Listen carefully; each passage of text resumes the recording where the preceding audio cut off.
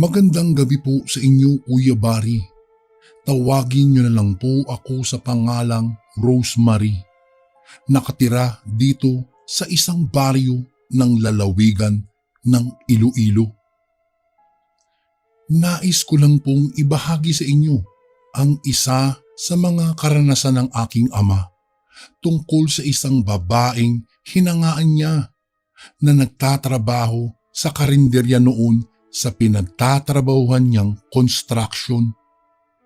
Ngunit ang nakakagimbal ay may tinatagong lihim pala ang babaeng iyon. Dekada 60 noong maganap ang pangyayaring iyon at ayon sa aking ama ay edad 22 pa lang siya ng mga panahong iyon at nagtatrabaho bilang labor ng construction sa isang gusali. Anya pa ay may nakilala siyang isang babae sa karinderyang kinakainan nila. Itago na lang po natin sa pangalang Elvira. Maganda umano ang dalagang iyon. Balingkinitan ang katawan. Mahaba ang buhok na palaging nakapusod at morena lang si Elvira. Sige na, Elvira. Payagan mo lang manligaw itong si Francisco. Wika ng kaibigang katrabaho ng aking ama na si Kaloy nang minsang kumain sila ng tanghalian sa karinderyang pinagtatrabahuhan ng dalaga. Oo nga, Elvira. Matagal-tagal na rin ako nagpaparamdam sa iyong manligaw pero binabaliwala mo lang ako. Dagdag na wika ng aking amang si Francisco. Ay naku, ako'y tigil-tigilan nyo nga dyan. May ginagawa ako dito ha. Hindi ko kailangan ng lalaki sa buhay ko. Mas gugustuhin ko pang mag-isa kesa may kasamang lalaki sa buhay. Pare-pareho namang sakit ng ulo yan. Saway ng dalaga.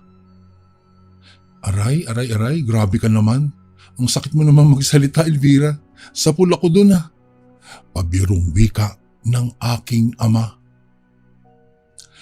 Matapos nilang kumain ng tanghaliang iyon, ay nagpaalam na sila sa dalaga at bumalik na sa trabaho. Ang sabi ng aking ama, Kuya Barry, talagang tinamaan raw siya talaga doon sa dalaga. Dahil kahit anong gawin niya, ay hindi mawala-wala sa kanyang isipan ang dalagang si Elvira. Kaya naman, nagtsatsaga talaga siyang mangulit sa dalagang manligaw. Mapasagot lang niya ito. Elvira, ihatid kita mamaya sa inyo. Wika ng aking ama sa dalaga. Naku, wag Francisco. Kaya ko namang umuwi mag-isa eh. Pagkataray ng dalaga. Ay, ganun ba? O sige. Pupunta na lang kami ng mga katrabaho ko sa bahay niyo ha. Para naman maging formal ang panliligaw ko sa iyo. Anya ng aking ama.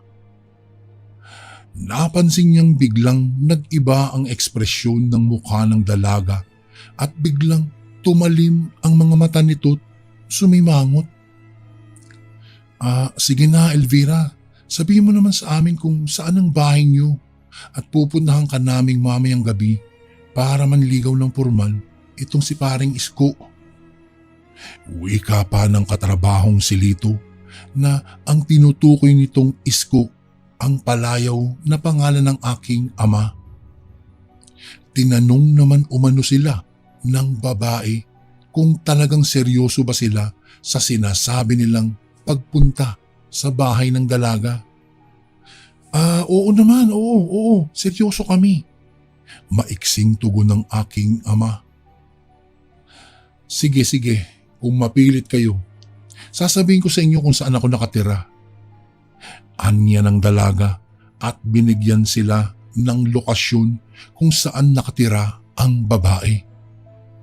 Natuwa naman ang aking ama dahil ang buong akala niya'y pumapayag na ang babaeng liligawan niya sapagkat itinuro nito kung saan ito nakatira at anya pa ay magiging formal na ang kanyang panliligaw at makikilala na rin niya ang mga magulang ng babae. Kinahapunan, pagkalabas nila sa trabaho ay kaagad na nagkita-kita sina Lito, Kaloy, Doming at ang aking ama sa bukana ng baryo kung saan sila naninirahan. Pasado 6:00 na nang makumpleto silang magkakaibigan dahil sa may ginawa pa umano itong si Lito, samantalang si Kaloy at si Doming naman ay may pinuntahan pa bago dumiretso sa kanilang tagpuang magkakaibigan. Wow, ang tagal nyo naman. Mahigit 1 oras na ako naghihintay dito. O tinan mo, nilalamok pa nga ako eh. Reklamo ng aking ama.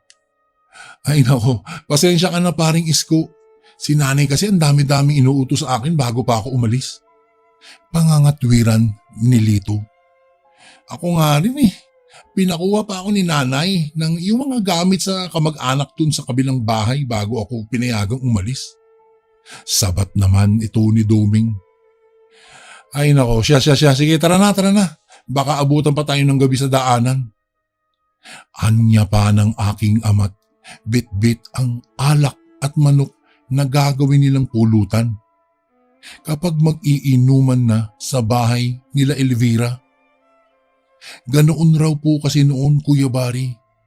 Kapag aakyat ka ng ligaw sa dalaga, kailangan mong magdala ng kakataying manok o kaya'y kahit na anong pagkain sa bahay ng dalaga. Nang sa ganun ay hindi ka tapunan ng arinolang may ihi ng ina ng dalagang nililigawan mo kapag may dala kang pagkain. Biro lang po.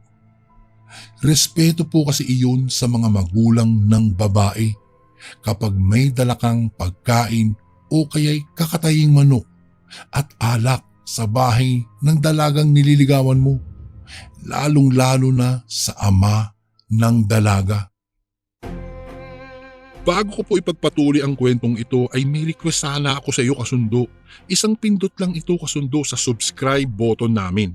Malaking tulong po ito sa amin kasundo upang mapagpatuloy pa namin ang mas marami pang magagandang kwento. Salamat sa pag-subscribe mo, bagong kasundo. Ilang sandali pa'y kasalukuyan na silang naglakad patungo sa bahay ni Elvira. Habang naglalakad sila ay napapansin ng aking ama na tila ba palayo na sila ng palayo sa mga kabahayan at pawang naglalakihang mga talahiban na lang ang kanilang nakikita. May mga nadadaanan pa nga daw silang maliliit na kalsadang putikan na animoy paliguan ng mga kalabaw. Grabe naman dito, itong daanan na ito. Alam mo, buti na lang hindi nahihirapan si Elvira dumaan dito kapag pumapasok siya sa karinderya. Reklamo ni Lito. Naku, huwag ka nga magreklamo pa dyan. Bilisan na lang natin ang paglalakad para makarating kaagad tayo doon sa bahay ni Elvira. Wika ng aking ama. Oo na, ito na po at binibilisan ko na nga po ang paglalakad. Kahit na nagkakaputik-putik na itong salawal ko. Tugon at pabiro ni Lito. Makalipas lang ang mahigit 1.5 oras ay malapit na sila sa bahay ng dalaga. Kung kaya nakaramdam na ng nerbiyos ang aking ama dahil hindi niya alam kung ano ang magiging reaksyon ng mga magulang ng dalaga kapag sasabihin niya sa mga itong liligawan niya ang kanilang anak. Ay nako, bahala na. Basta kahit anong mangyari, liligawan ko si Elvira. Kahit pa habunin pa ako ng itak ng ama nito. Wika ng aking ama sa kanyang isipan. Natanaw na nilang may kaunting liwanag pa ang bahay ng dalaga.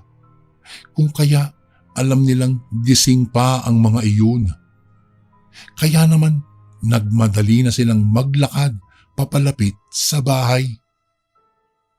Noong papalapit na sila umano ay napansin ng aking ama na tila ba may mga matang nagmamasid sa kanila sa paligid. Anya pa, bigla daw nag-iba ang klema ng hangin sa buong paligid. Sapagkat naging maalinsangan umano iyon at nakaamoy na rin sila ng tila mabaho na para bang may patay na hayop na nabubulok sa paligid. Tahimik lang akong naglalakad habang ang aking mga kaibigan ay nagrereklamo na't nakatakip ang palad sa kanilang ilong. Ano bang amoy iyon? Grabe, napakabaho naman. Reklamo ulit ni Lito. Naku, wag ka nang magreklamo pa dyan. Baka may namatay lang na daga dyan o tapos tinapon lang sa malapit. Tugon ng aking ama. Kaya naman, nagpatuloy lang sila sa paglalakad. Hanggang sa ilang sandali pa ay biglang may nasipat na dalawang matanda ang aking ama. Tuon sa di kalayuan sa labas ng bakuran sa bahay nila Elvira. Sandali umano siyang napahinto at tinitigan ang matanda upang alamin kung sino iyon. O kaya'y baka iyon na nga ang mga magulang ni Elvira. Subalit bigla na lang siyang nagulat. Dahil sa muling pagsipat niya sa dalawang matanda ay bigla na lamang iyong naging asong malaki at nagbabaga ang kanilang mga mata sa dilim. Kaya naman napaatras silang magkakaibigan at akmang magkukubli sana. Subalit huli na ang lahat dahil nakita nilang kumaripas na ng takbo ang dalawang aso at mabilis na sinunggaban silang magkakaibigan. Mabilis na dinumog ng malaking aso ang kaibigan ng aking amang si Lito at agarang kinagat ito sa balikat. Mabuti na lamang at bitbit ng aking ama ang manok, kung kaya iyon ang nilapa ng nilalang. Naku po, tulong! Kinagat ako ng aswang! Sigaw ni Lito nang akmang kakalagkarin na ito ng nilalang sa pamamagitan ng bunganga at matalim na ngipin nito. Mabilis namang naghanap ng kahoy ang aking ama at noong makakita na nga siya ay agaran niyang hinambalos ang nilalang na kumakagat kay Lito. Kung kaya ang aking ama naman ang hinarap ng nilalang. Bahagya pa umano siyang napaatras nang bumaling sa kanya ang nilalang. Sa kadahilanang nagtataasan ang mga makakapal na balahibo ng nilalang at walang humpay ang pagtulo ng laway nito. Demonyo kang aswang ka! Talagang balak mo pa kaming patayin ha? Galit na hinampas ng bato ni Doming ang aswang. Kung kaya kumaripas na sila ng takbo pabalik sa dinaanan nila.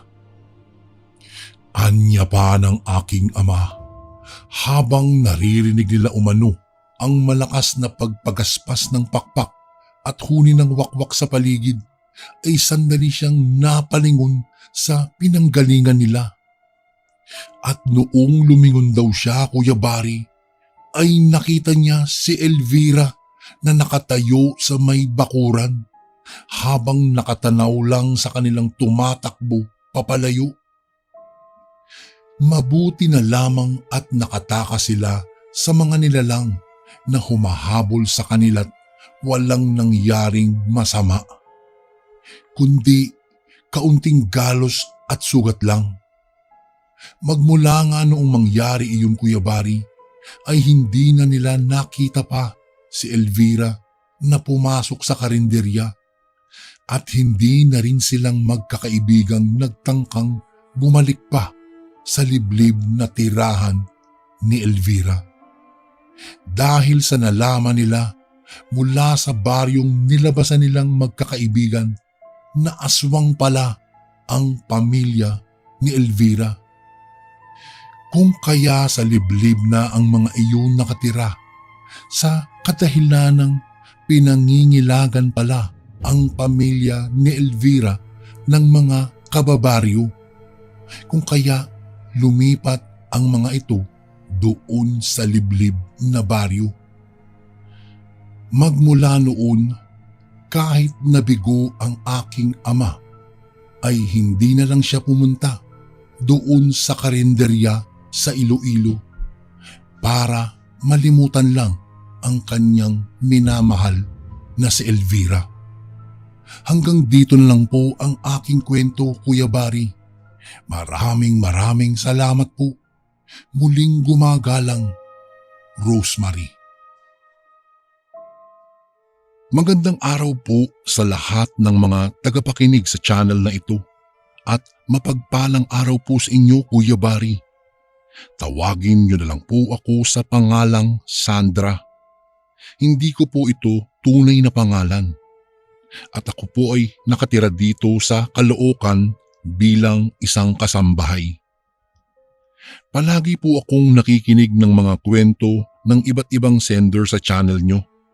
Kung kaya ay napapaisip akong ibahagi ko na rin po sa inyo, Kuya Bari, ang aking kwento noong dalaga pa lamang po ako at kasalukuyang namamasukan bilang isang kasambahay sa probinsya kung saan ako ipinanganak at nagdalaga. Kuya Bari, hindi ko na lang po babanggitin ang baryo kung saan ako nanilbihan bilang isang kasambahay. Respeto na rin sa dati kong mga mababait na amo at sa iba pang mga nakatira sa baryong iyon. Naganap po ang pangyayaring ibabahagi ko sa inyo, dekada 80. At itong mga panahong ito ay 16 pa lamang po ako. Isang araw, inuutusan akong bumili ng karne sa palengke ng kasamahan kong si Ate Roda na kasambahay ding katulad ko.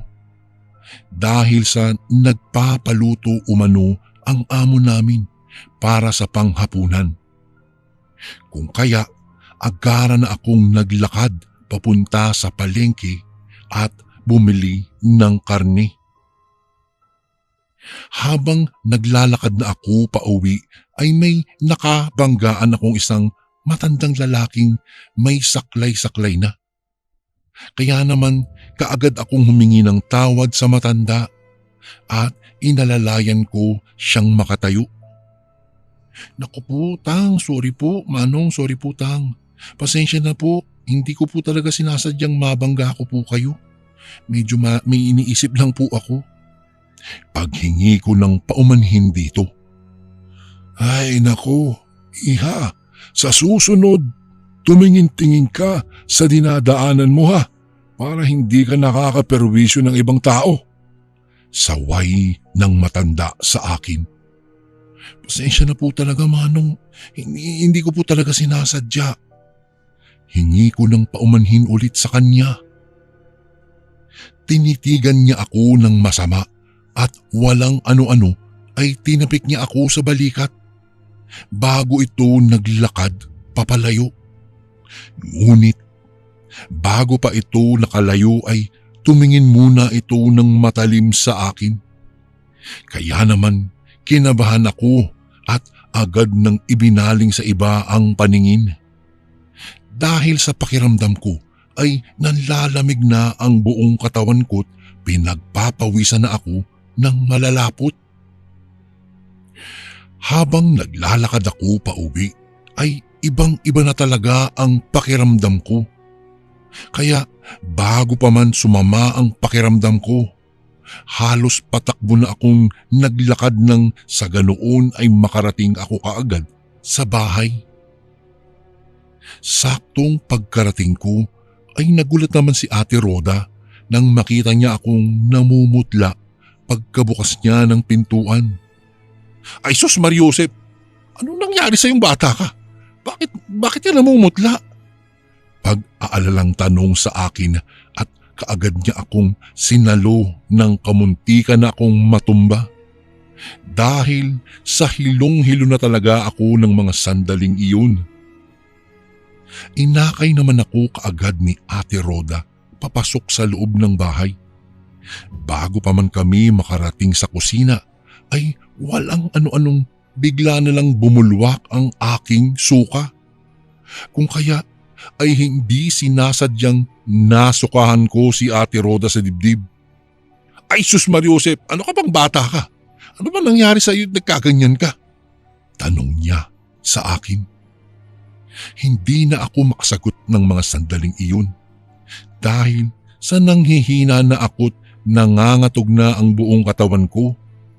Kung kaya, imbis na pagalitan ako ni Ate Rhoda ay agara na akong dinala nito sa kwarto namin at kaagad nang nilagyan ng langis ang tiyan ko.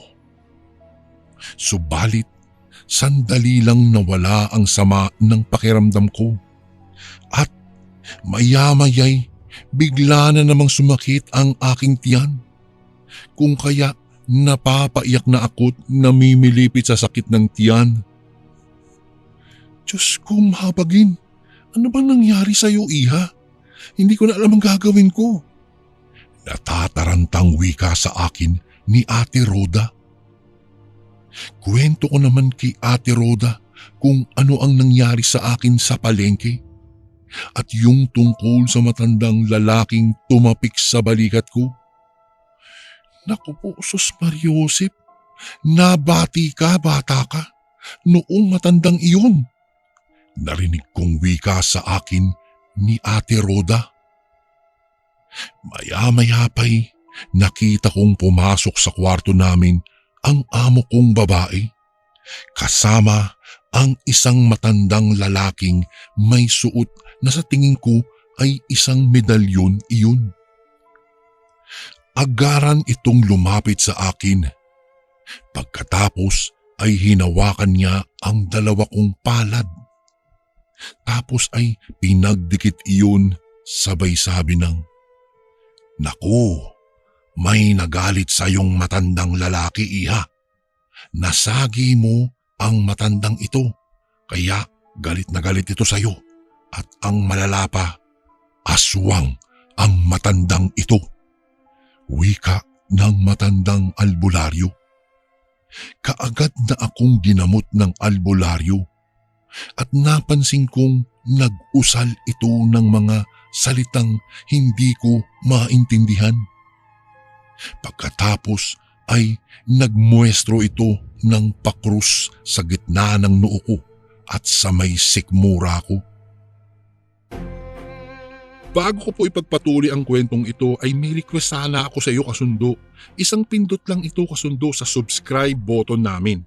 Malaking tulong po ito sa amin kasundo upang mapagpatuloy pa namin ang mas marami pang magagandang kwento. Salamat sa pag-subscribe mo, bagong kasundo. Ilang sandali pa ay naramdaman kong unti-unti nang gumaan ang pakiramdam ko at nawala na rin ang panlalamig na nararamdaman ko sa katawan. Magiging maayos ka na iha. Huwag kang mag-alala. Kaya lang ay ang inaalala ko ay ang matandang aswang na iyon. Panigurado kong nagagalit na iyon sa ngayon dahil hindi nagtagumpay ang binabalak nito. Wika ng matanda. Nakaramdam naman ako ng takot nang marinig ko ang sinabi ng matandang albularyo. Kung kaya, tinanong ko siya kung ano ang dapat naming gawin. Huwag kayong mag-alala. Ako na ang bahala sa aswang na iyon. Hihintayin ko siya hanggang mamayang gabi. Direktang wika ng matanda. Makalipas ang ilang oras at sumapit na ang gabi, ay bigla na lamang kaming nagulantang nang biglang kumalabog ang bubungan. Kung kaya agaran namang tumakbo ang albularyo sa labas ng bahay at pagkatapos ay nagsisigaw ito ng, "Halika aswang! Lumabang ka ng patas! Hindi yung nagtatago ka riyan, animal ka!" Galit na sigaw ng matanda. Dahil sa narinig namin ang isang huni ng aswang at ang pagpagaspas ng mga pakpak nito, kung kaya napasilip na rin kami sa may bintana kung ano na ang nangyari sa labas. At doon nga'y nakita ko ang isang malaking pusang nagbabaga ang mga matang namumulat, tumutulo ang mga laway nito sa lupa. Maya-maya pa'y nakita kong nagsagupaan na ang nilalang at ang albularyo. Nakita kong hinambalos ng buntot ng pagi ng matandang albularyo ang aswang. Kung kaya, agara namang sinunggaban at kinalmot ng nilalang ang albularyo. Ngunit noong akmang lalapit na ang aswang sa albularyo, ay agara naman itong hinambalos ng matanda at galit na galit itong nagwika ng, "Demonyo kang aswang ka! Kababaryo ko ba talaga ang pinagbalakan mo ng masama, ha?" Galit na wika nito habang hinahambalos ng paulit-ulit ng buntot ng pagi nang malakas ang aswang. Kung kaya ay nagpagulong-gulong ito sa lupa. "Ano, kaya mo pa ba, animal ka?" Pasinghal na wika ng albularyo at patuloy pa rin ang paghambalos nito sa aswang na gumagapang na sa lupa. Nakita kong hirap na rin ang nilalang. Hanggang sa walang ano-ano ay bigla na lang itong gumapang papalayo sa albularyo hanggang sa tuluyan ng itong nakawala at nakalayo. Makalipas ang ilang sandali ay tuluyan ng nawala ang aswang. Kaya naman nakita kong bumalik na sa loob ng bahay ang albularyo at pagkatapos ay nagsabi ito ng, "Huwag na kayong mag-alala pa dahil hindi na babalik ang aswang na iyon at nagawaan ko na rin ng paraan pa." Wika ng albularyo sa amin. Sinabi rin itong bago pa man nakalayo ang nilalang ay napuruhan niya iyon at tiyak na bukas lang ay mawawala na iyon ng buhay. Kinabukasan nga'y naging maayos na ang pakiramdam ko. Kung kaya ay inaya na ako ni Ate Rhoda na mag-ikot-ikot sa baryo namin at makibalita na rin. "O iha, maayos na bang pakiramdam mo?" Tanong ni Ate Rhoda sa akin. Kung kaya sinabi ko sa kanyang maayos na at magaan na rin ang pakiramdam ko. "Ay salamat sa Diyos, mabuti naman kung ganoon. Kamuntikan ka na pala kahapon. Kung hindi kumuha ng albularyo ang amo natin, naku, paniguradong pinaglalamayang ka na ngayon. Dahil hindi lang pala bati ang ginawa sa iyo ng aswang, kung hindi niyanggaw ka na rin sa pamamagitan ng pagtapik sa balikat." Wika ni Ate Rhoda sa akin. Bago kasi umalis ang albularyo sa bahay, ay sinabi nitong kamunti ka na umano akong mayanggaw. Subalit hindi kinaya ng katawan ko kung kaya agaran akong nagkasakit. At kung nagkataon pang natagalan siya umano ng dating sa bahay, ay paniguradong kinagabihan pa lang ay binawian na ako ng buhay. Kaya naman, magmula nang mangyari sa akin ang karanasan na iyon, Kuya Bari, ay nag-iingat na talaga ako at palagi na rin akong nagdadala ng kapirasong luya. Ayon na rin sa utos ng albularyo sa akin dahil batiin pala ako umano ng masasamang nilalang. Kung kaya palagi akong nagbibitbit ng kahit anong panglaban o pangontra sa mga nilalang na hindi natin nakikita at sa mga nagpapanggap lang na tao. Matapos po ang pangyayaring iyon ay nabalitaan na lang naming may namatay na matanda sa kabilang baryo at ang naging dahilan ng pagkamatay umano nito ay nang dahil sa latay sa buong katawan nito. Hindi malaman kung saan iyon nakukuha o nakuha ng matandang yumao. Sinabi naman ng albularyo sa amin na makiramay umano kami at kumpirmahin kung iyon ba ang matandang may kagagawan sa akin. Kinagabihan ay agaran naman kaming nagpunta ni Ate Rhoda sa bahay ng may patay at doon ngay nakumpirmang kung iyon ang matandang may saklay na tumapik sa balikat ko. At nakita ko ring puro latay nga ng buntot pagi ang buong braso nito. Maging ang mukha ng matanda ay may iilang latay din. Kung kaya doon nga ay nalaman namin ni Ate Rhoda na iyon talaga ang aswang na sinagupa ng albularyo. Hanggang dito na lang po ang aking kwento, Kuya Bari. Maraming salamat po. Muli, gumagalang Sandra.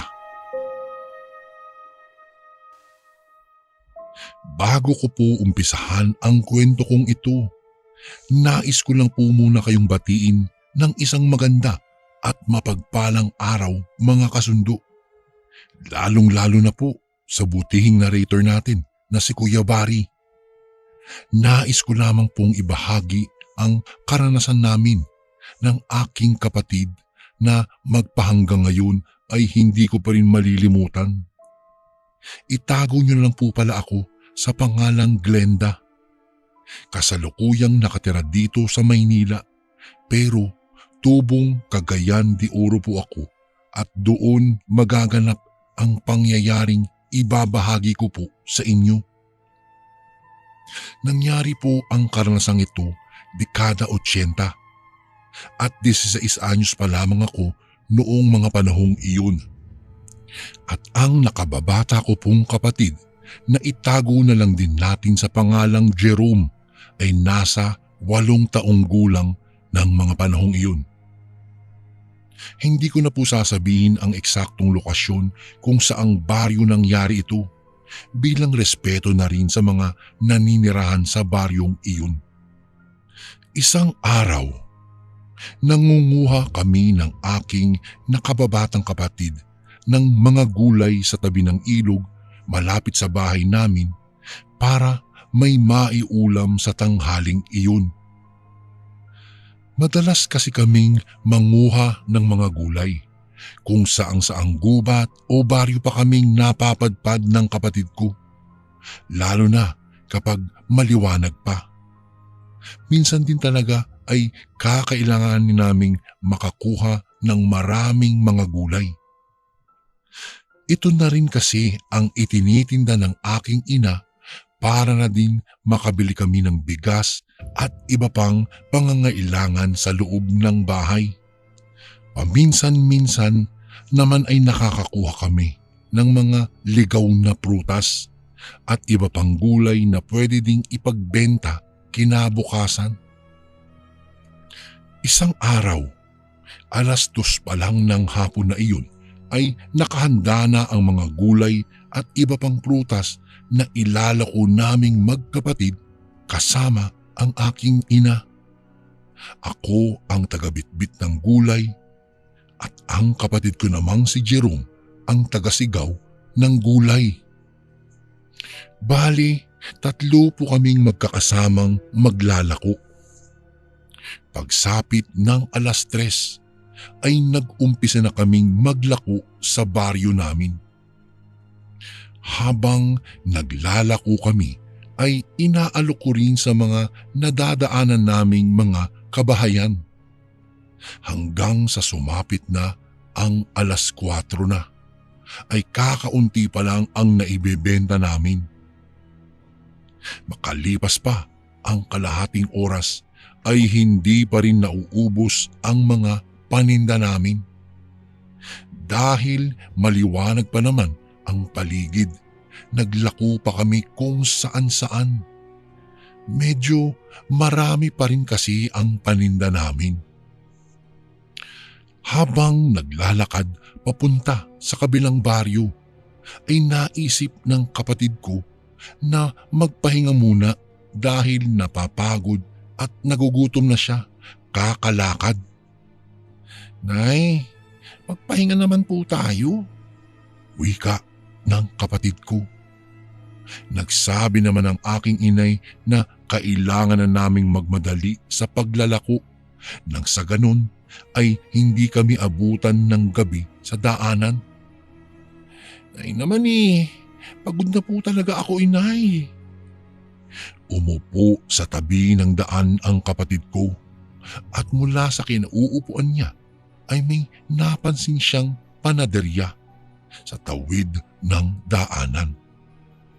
Agad naman itong nagsabi kay inay na kung pwede ba ay bawasan ang pinagbentahan ng gulay upang bumili ng tinapay. "Sige na po, nay. Kahit isa lang pong tinapay. Gutom na po talaga ako," sabi nito sa aming ina. Nang matanong ko naman ang panederya, ay natakam din ako sa mga paninda nitong mga tinapay. Napakabango kasi ng amoy nito na tila ba bagong luto lang, at kahit nasa kabilang kalsada ay amoy na amoy ko pa rin at napansin ko ring pinipilahan ang panaderyang iyon. Kaya nagwika si inay na baka masarap nga ang paninda nitong mga tinapay. "O siya.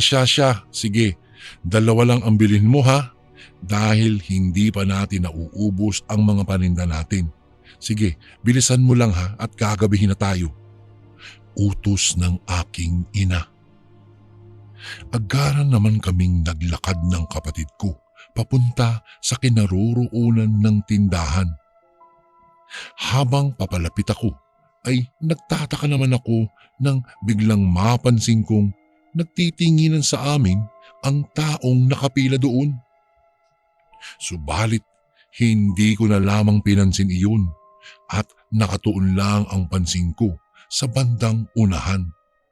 Dahil na rin sa iisang klase lang naman ang ibinebenta nitong mga tinapay.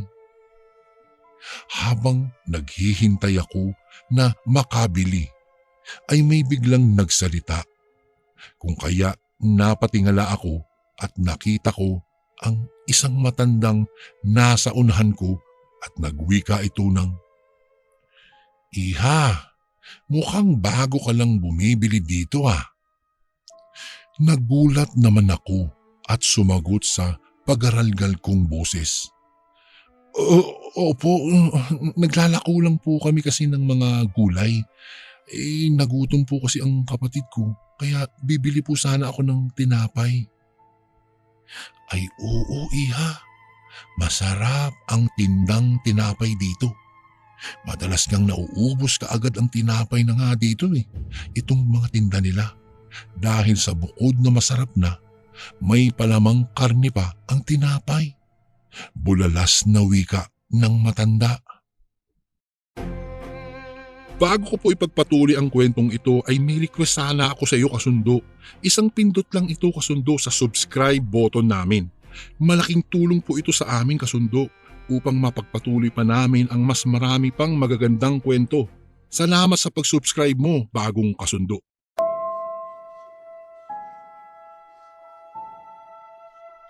Nakita kong takam na takam ang kapatid ko sa sinabi ng matanda. Kaya naman hinatak nito ang damit ko at bumulong ng, "Ate, gutom na po talaga ako." Noong marinig ito ng matanda, ay agad ito nagwika ng, "Ay, sige, mauna ka na iha. At mukhang gutom na gutom ang kapatid mo." Nagulat pa ako nang sumigaw ito ng, "Oo, sige, paunahin ninyo itong mga bata para makabili na ito ng masarap na tinapay." Natuwa naman ang aking kapatid sa narinig dahil gumilid ang mga namimili at tumingin sa kinaroroonan namin magkapatid. Napansin ko rin na nakangiti ang mga tao sa amin ng kapatid ko at para bang tuwang-tuwa ang mga iyon. Noong makalapit na kami, ay agad namang ngumiti ang lalaking nagtitinda at nagtanong pa ito, "O iha, ilan ba ang bibilhin mo?" Dalawa lang po sana. Magkano po ba?" Sagot ko sa lalaking nagtitinda.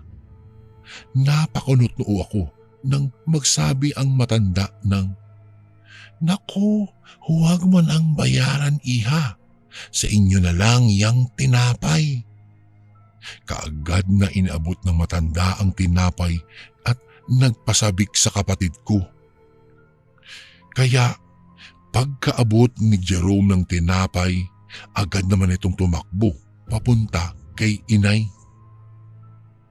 Nagpasalamat naman ako at gumanti lang ng ngiti ang matanda. Agad naman na kaming nagpatuloy sa paglalakad. Hindi pa man kami nakakalayo sa tindahan ay may narinig ang aking ina. Kung kaya agarang pinatahimik kami nito. "Nay, bakit po?" tanong ko dito. Sumagot naman siya nang may narinig umano siyang huni ng ibon. At anya pa ay ngayon palang umano niya iyon narinig sa tanang buhay niya. Kaya naman kinutuban siya at agad na pinagmadaling maglakad si Jerome. Habang ang kapatid kong si Jerome ay sarap na sarap sa kinakain nitong tinapay. "Ang sarap naman talaga ng tinapay, ate. Tingnan mo oh. Sana bukas dumaan ulit tayo dito, inay. Bili tayo ulit." Wika ng kapatid ko. Nagulat naman ako nang bigla na lang sininghalan ng aking ina si Jerome. At anya pa ay bilisan na naming maglakad at maggagabi na at baka hinahanap na kami ni itay. Sa kadahilanang napapansin na ni inay na magdidilim na ang paligid. Kung kaya hinatak niya na ang nakababata kong kapatid at nagmadali na kami sa paglalakad. Noong makarating na kami sa bahay, ay padabog na kinatok ng aking ina ang pinto ng bahay at nagsisigaw, "Lino, Lino, buksan mo itong pinto. Hinahabol kami ng mga aswang." Agad namang kaming pinagbuksan ng aking ama ng pinto. Kung kaya patakbo na kaming pumasok sa loob ng bahay.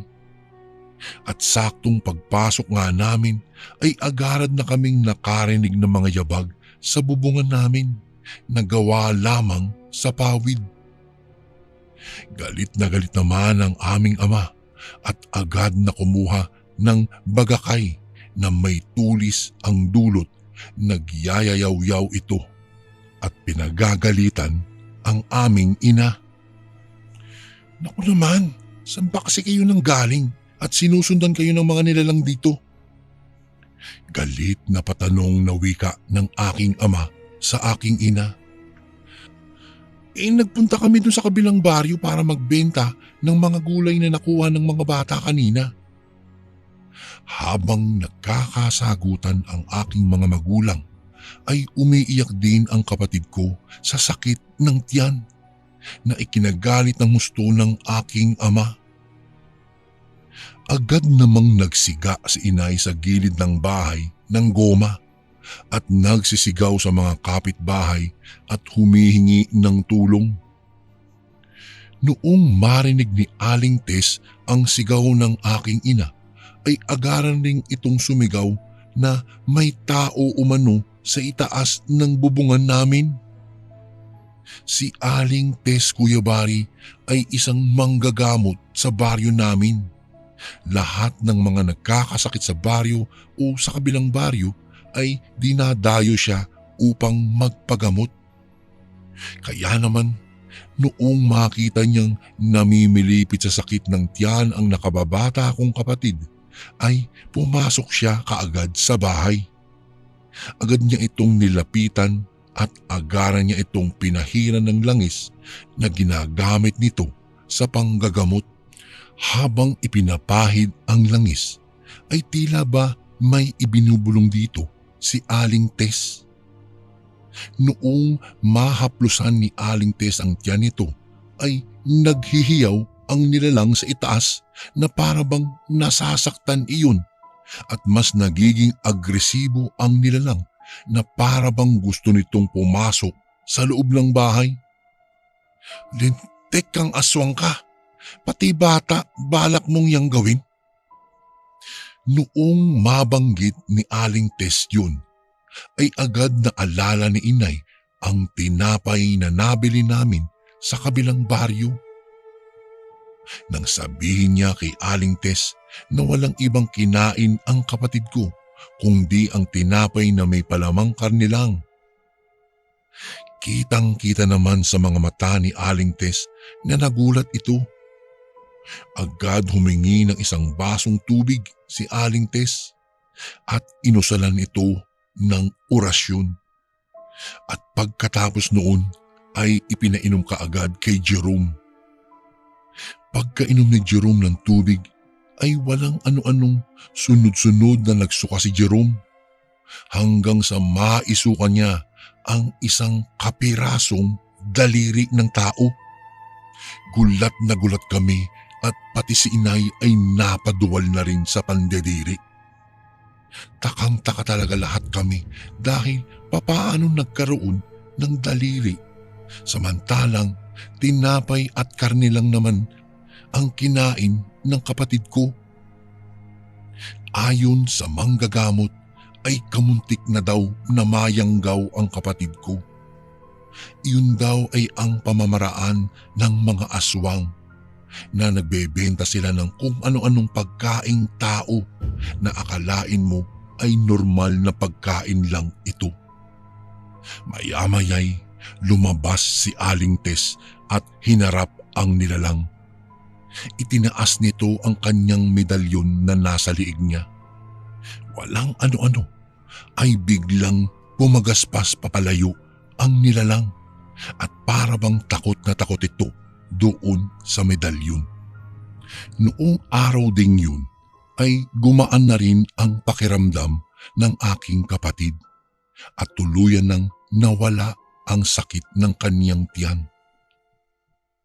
Magmula po noon, Kuya Bari, ay hindi na kami pinayagan pa ng aming itay na sumama upang maglako ng mga gulay.